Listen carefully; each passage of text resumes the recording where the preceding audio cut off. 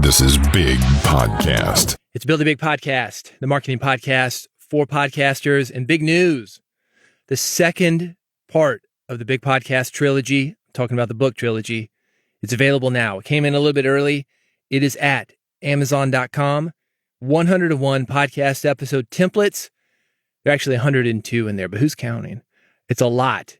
And they're going to help you come up with new episodes that get your audience excited, get them talking about you, attract new listeners. I want you in this book. I'm constantly updating it. There's information in the book that talks about how to do that. Link is in the episode notes, but if you want to go to Amazon, just search for 101 podcast episode templates. You will see it right there. It looks like the other book, except this one is green and black, not black and white. 101 podcast episode templates available to you on paperback, Kindle, audiobook coming soon, but you really want the paperback or the Kindle. I'm going to do a deal on the audiobook where that's a bonus. This is something you'll want to reference. If you want to be a better host, my suggestion is to go through the book. You're not going to connect to every single one of them, but you can do 90% of them.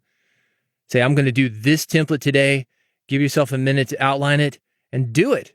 It's going to make you a better host at the end of it. Anyway, 101 podcast episode templates in the episode notes or at Amazon.com. By the way, if you're still on the fence about that book, check it out on Kindle, just 99 cents. Paperback available, $6.99. This is the audio version of my newsletter called Big Podcast Insider. It goes out every Friday. In that newsletter, I've got ways to help you market your podcast, attract an audience, get more people interested in what you're doing. I'm calling this the email edition. That's what it focuses on. It's old school versus new school marketing. This book I'm talking about, old school, but it still works. So does email. You know, something else that's new, it's going to help you attract a better audience because you're going to sound so much better. I mentioned this on the last episode. You can actually hear it in action. The Focusrite Vocaster 1.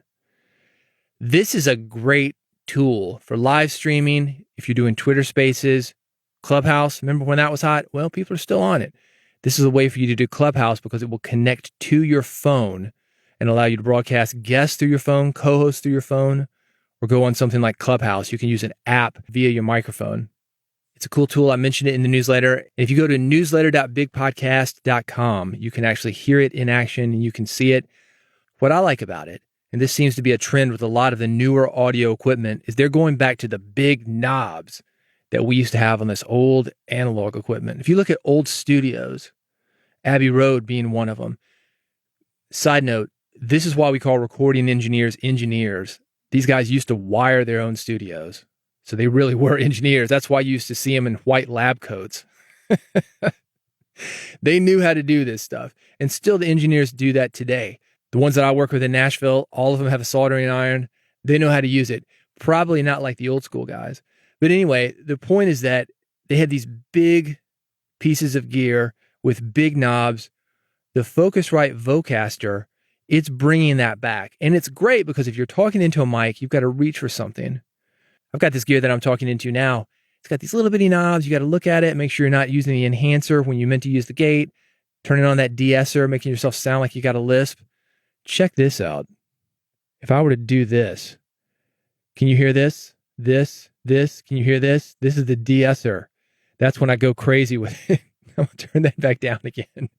I really don't need it.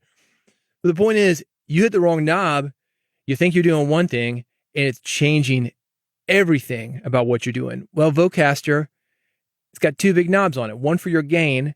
And you don't even really need that because it's got an auto gain if you want to use that, meaning the level of your microphone is going to come out perfect every time.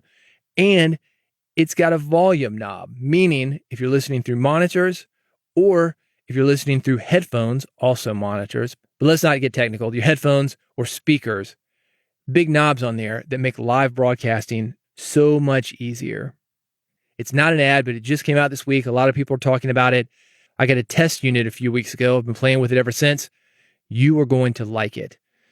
Speaking of those big knobs, let's talk about old stuff. I want to talk about email, largely because that is 99% of the outreach that you are going to do when you've got a podcast, you're trying to book guests. This book that I mentioned, email, 99% of the outreach is done via email. And email is important.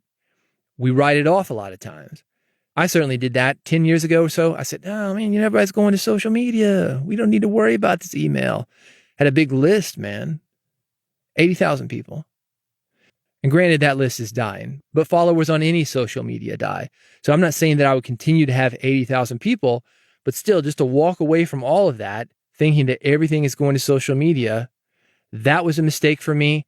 If you're doing that now, you're neglecting email when you can time shift any of these messages, go straight into somebody's box. You are missing out a great opportunity to connect with guests, to connect with your audience, to do outreach and marketing for your podcast. So in this issue, I've got a couple things for you to consider when it comes to your email. One of them is taking advantage of the email you already send each week, even if it's not promotional in nature. The other is how to improve and respond to guest pitches that you get. Those are definitely coming in via email because people get your RSS feed email and they send you, hello, sir. I'm booking a very exciting guest. He has just sold the company for $1 bajillion. I think he would be a perfect guest for your podcast. And you say, what? You say, what? I don't even do interviews. Those kind of emails that I'm talking about. You get those kind of emails. Sometimes they're more legitimate. They're coming from a booking agent, but still, it's not a match. How do you deal with those kind of emails? I've got ways to do that. Real quick, before I get into that, I've been talking about this book, been talking about guest pitches. If you know somebody where I would be a good guest, do me a favor, connect me with those people. I'm in promotion mode now. I want to get the word out about this new book. So if you know somebody who's talking about marketing and you think that podcasting would be a good type of marketing for that person to talk about, I'm happy to do that. Maybe it's you. Reach out to me, bigpodcast.com. That is how to do that. By the way, if you've got a quick question about marketing, you can always reach out to me. The quickest way for that is Twitter, @DavidHooper on Twitter. So let's get to your email. Let's talk about your marketing. You're already sending out email. Maybe your mother, your grandmother, aunt, uncle, brother, sister. That's not necessarily a marketing email, but you can make it one through email signatures. And that's a way old school thing. This is something we used to do back in the 90s when the internet was really starting to kick off. Everybody had email signatures, just a name, an email, maybe a phone number. Wasn't real fancy. They've gotten more fancy over the years, but it's one of those things like an email list in general. Sometimes we see this stuff so often, we think, yeah, it's old. Nobody's doing that anymore, or it doesn't work anymore. Well, it does work. An email signature, although it feels old school to a lot of people, it's a simple strategy that works, and it will help you get more listeners for your podcast. To take it back to this book, I've got a link in my email signature. It takes people to the book. I've got one that takes people to the newsletters. I've got one that takes people to the podcast. I've got a Twitter link, a Facebook link. These things are really important to me as a host when I'm doing guest research and I'm talking to somebody. We've already booked him, either me or my producer has booked him, and he's got an email signature on the correspondence that we're going back and forth with. And that's amazing because I can get so much info from that email signature, or it links to other info. So consider that as well. A basic email signature is really easy to set up, but I've got 14 email signature design examples, and some of them are really creative. These aren't all in the podcasting space, and that's where innovation happens. You know me, I'm talking about all sorts of different types of industries. I bring those industries into the podcasting space because I say, what is that guy doing that we are not doing in podcasting? And what can we do that's working for him that's going to work for us? One of these examples, the dude selling pasta. Oh, that's clever. Well, flipped it, made it sell podcasting. So 14 best email signature design examples. If you're interested in that, newsletter.bigpodcast.com. By the way, if you're doing that basic signature, let me give you an example of where to go right now. What I would suggest right now at the end of your email signature, and you can do this already built into Gmail. All email programs have this. Give people 2 links. Give them one for iPhone, one for Android. Then what you do is you take people from that iPhone link to Apple Podcast. For the Android link, you can go wherever. I send people to Google Podcast, whatever Android means to you. A lot of people listen to podcasts via Spotify, YouTube, if that's your thing, whatever Android means to you, send them there. Or what you can do, if you want to have a single link, and that makes the decision very easy for people. Do you want my podcast? Do you not? If they want it, click on that single link. Then you take people to a mobile landing page, and I've got an example of this. Again, all this is at newsletter.bigpodcast.com. You send them to a mobile first landing page. Then you ask them the questions. Do you have an Apple iPhone or do you have an Android? Or if you want to get really clever, your web host knows what kind of browser or what kind of computer or phone that page is being served to. You don't even have to ask that question. Send all the people on iPhone to Apple Podcasts. Send all the people on the Android devices wherever you want them to go. You're going to get a lot out of this. One of those things, more subscribers to your podcast. Newsletter.bigpodcast.com. Speaking of email, talked about those guest pitches that you get via email. Saying no to guest pitches is difficult, but is also essential for your sanity and the quality of your podcast. I've got templates that not only make it easier for you to say no to guest pitches, but basically anything, meetings, pick your brain coffee sessions, working for exposure, working for free.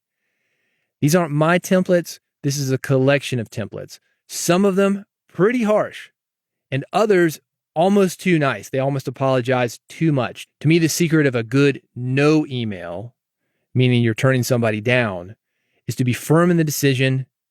You want to own it. You don't want somebody coming back to you and you having to explain yourself in a follow-up. But it is also being kind. How do you find the balance between firm and kind? I think it helps if you've actually been in the sender's shoes. For example, let's take it back to guest pitches. If you're turning down a guest pitch for your podcast, it changed everything for me once I was actually pitching guests or pitching myself. I go, ooh, whoa, whoa. That's how it feels to get turned down. I think if you can become that type of person where you have that see-through, that empathy, being able to consider the person who sent you that message, yet also being firm and doing what you need to do, that's going to make you a better person. That's going to make you more successful. So if you do nothing else, read these messages and you'll recognize who some of these messages are from. And they give you a cringy feel like, ooh, that guy's kind of a jerk. Or they give you a good feeling. You said, man, that guy just turned me down and I didn't even know it. It was such a nice message. I can't even be mad at him. Check it out. How to say no to guest pitches and more. I've got about 30 of these templates for you. All of them are linked at newsletter.bigpodcast.com. Speaking of the email signature, by the way, I forgot to mention this. Email Badge is a $9 email signature program. It is super easy. It lays out everything for you. It's going to give you a basic email signature, and it's going to let you try this technique. You don't need to get into a fancy email signature program. Invest in that when you're not even sure that this is going to work for you. So $9, not a huge commitment. I've got it linked, newsletter.bigpodcast.com. Finally, this is important. This may be the most important element of this issue outside of marketing, but it is important to you as a podcaster. It is about copyright claims of up to $30,000. Copyright trolls are going to have a field day with this. It's nothing to be scared of, but do be aware that this is a thing that is going to be happening in about 2 weeks. Generally, I think it's a good idea, but basically what it is the Copyrights Claim Board. This is something from the government. It's a 3-member tribunal with extensive expertise in copyright matters that provides a streamlined alternative to federal court to resolve copyright disputes involving claims of up to $30,000. I have been in federal court for copyright infringement. I've talked about this. It was criminal copyright infringement. That was the charge, which is very scary. Remember DVDs, home videos? You see that message from the FBI? Lock you up, fine you hundreds of thousands of dollars. People take copyright infringement very seriously, and I do too. So it's shocking for me to get this. It wasn't through anything that I did intentionally. In fact, I published something after checking it out with my attorney. Just so happened these guys, and I don't know how they found me, but I was everywhere and they jumped on it within about 2 days. So the quick and dirty, a lawsuit was filed in federal court. It was one of those things that I think when all is said and done, well, I can't talk about the money. That was settled, and I'm not able to talk about the money, but it was settled. And let me tell you this, that if you've got a copyright case, whether you are going after somebody or somebody's coming after you, and I've been on both sides of this This is a good thing, in my opinion, because you can say, well, I could sue for $200,000 or damages, whatever damages are. Sometimes you don't choose the damages. The court chooses the damages. But if it's under $30,000, sometimes that is going to be more in the end than a bigger settlement, because a lot of your money goes to attorneys. And I will tell you this, that if you ever get a letter like I did, which is going to be a certified letter or somebody's going to serve you papers, you've been served. You've seen that. Congratulations. It's better if you can settle this stuff usually, because it can drag on and on and on, especially when it is in the gray area of copyright. And this happens with podcasters a lot. Maybe you use a little bit of music, you use it as an example, you've got a countdown show, or you're reviewing something, or you mention something that's maybe a trade secret, or somebody thinks that you are infringing on a copyright or a trademark. It is almost best to try to work that out yourself. The next best thing, I think this would be a good option, the Copyright Claims Board. If you've got somebody who is infringing on your copyright, consider that before you go to an attorney. It's a way for you to handle it yourself. You can get it resolved. You can move on. Be aware of this. It is coming. It'll work for you. Maybe it'll work against you. You don't want to be on the receiving end, trust me. But you do need to be aware of it. Newsletter.bigpodcast.com. That's going to be it. I've got another episode with Joe Saul Sehy coming up. Speaking of books, that's what this one is about. It is about how he used his podcast to get himself a book deal. And it is a very nice book deal. A 40-city tour to promote. He is in the middle of it right now. You don't think 40 is a lot, but it's a lot. Even for a big country like the United States, that will allow you to cover a lot of ground. It will allow you to connect with your listeners in a new way. It will allow you to have relationships with bookstores and other booksellers that will help you sell your book. And aside from those connections, it's a good way not only to sell books, but it's a good way to grow your podcast audience.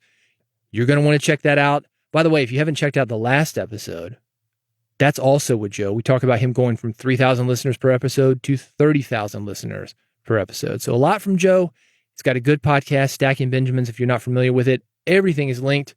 Newsletter.bigpodcast.com. Going to give you one more plug for the book. Do you mind? Man, I've been working on this hard and I want to get it to you. $6.99 for the paperback right now. I've made it cheap. I want it to be accessible for you, and I don't want you to have an excuse for these 101 podcast episode templates, even if you cannot use all of them on your main podcast.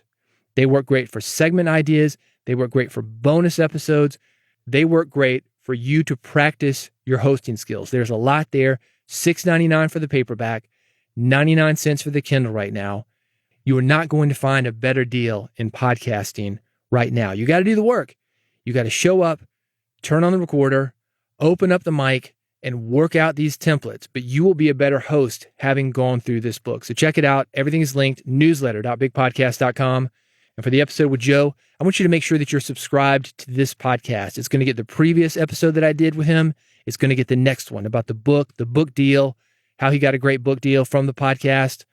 Bigpodcast.com/subscribe. I talked about having the iPhone link and the Android link. You'll see how it works there. Bigpodcast.com/subscribe. Go there, subscribe, make sure you never miss an episode. And I'll see you next time on Build a Big Podcast.